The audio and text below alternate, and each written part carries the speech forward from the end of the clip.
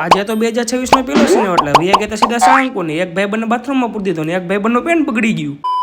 મસ્તીનો ચકાચક થઈને પહોંચી ગયો તો હું સીધો ઓફિસે, કેમ કે ત્યાંથી હવે આપણે જવાનું. આ ભાઈ પણ બાબલે જેવો તૈયાર થઈ ગયા ઓફિસ બંધ કરીને પેલા તો એક આ ગાડી હતી એમાં બેસી ગયા હતા. જે હિમાંશુભાઈ એની ધનનો ભમ ભમાટી ઉડાડી હતી. પછી આપણે આવી ગયા સીધા રંગાણી ભાઈની ગાડીમાં. જે બે ગાડી લઈને પહોંચી ગયા સીધા લીલાપુર ને લીલાપુર થી જો ઓલી ગાડી તો મિલનભાઈ આંકવા માંડ્યા હતા. અને બધા ગ્રુપમાં એક સ્નેપ લવર આવા હોય તે જે બધી સ્નેપ જ કરતા હોય. એ નો કરવાની ફાકા ફોજદારી કરીને પહોંચી ગયા સીધા પાળિયાદ મઢુલી રેસ્ટોરન્ટ ની આપણે ખાવાની દાળ બાટી. મંદિરમાં પ્રસાદી લેવા કેમ બેઠા એમ જો બધા લાઈનમાં બેસી ગયા હતા. પછી જો રંગાણી ભાઈ વ્લોગ શૂટ કરવા માંડ્યા.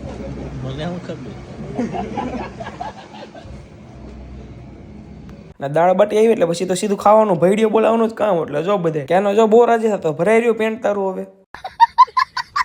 ખાસ બહુ પીધી ને મને ખટાશ નડે છે. અને આ હતા હોટલના માલિક જે આપણે જમવા તે બેસી ગયા હતા. આ ભાઈ પણ પેન્ટ સાફ કરવા માંડ્યો. આ એક ભાઈ બને જો બાથરૂમ જ પૂરી દીધો. દસે ભાઈ માં જો સીધા લોડ થઈ ગયા હતા બે ગાડીમાં ગમે એમ કરીને જેને જ્યાં બેહવું હોય એમ. હવે પેટ પૂજા તો થઈ ગઈ હતી. હવે વારો તો હનુમાન દાદાની પૂજા કરવા પાછા નીકળી ગયા સાળંગપુર બાજુ. ત્યાં તો જો પાછો હોલ્ડ પાડી લીધો હતો યાર. અને હતી બહુ ઠંડી એટલે અહીંયા આપણે થોડું ગાળ તાપનો કરી લીધું. પાછા નીકળી ગયા આપણે સાળંગપુર બાજુ જવા માટે ને પહોંચી ગયા સીધા સાળંગપુર. આ બધા ગાડીમાં હું હતું પણ એ બધાને મેં કીધું તમે હું તારે ને અમે બેસી ગયા સીધા ગેટ પાસે. 1:30 વાગે પહોંચી ગયા. ટાઈમ ઘણો હતો એટલે આ ટાઈમ પાસ કરવા માટે લૂડો રમવા માંડ્યા હતા બધા. ગેટ ખુલ્લો હતો ત્યાં તો આપણે બધી રેલિંગ ટપીને આપણે તો આગળ પહોંચી ગયા હતા. અને આ બધા ક્યાંથી ઠેકીને આવતા હતા. અને આજે આપણે ફાઇનલી આપણે અંદર બેસી ગયા હતા. એટલે જોરમાં પડદો પણ ખુલ્યો હનુમાન દાદાનો. શરૂ થઈ ગયા આરતી.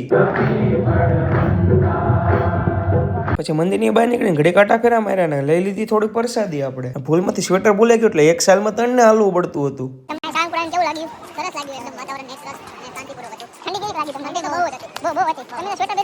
પછી કાંઈ નહીં નીકળી ગયા તો પાછા જવા માટે ને ભક્તિ મોડ બંધ થયું ને આ જો સ્લીપિંગ મોડ બેનું શરૂ થઈ ગયું હતું. ને પાછો પાડી દીધો તો ચા માટે એક સ્ટોપ, કેમ કે ચા વિના મને ચેન પડે નહીં. પાછા નીકળી ગયા હવે જસદણ જવા માટે.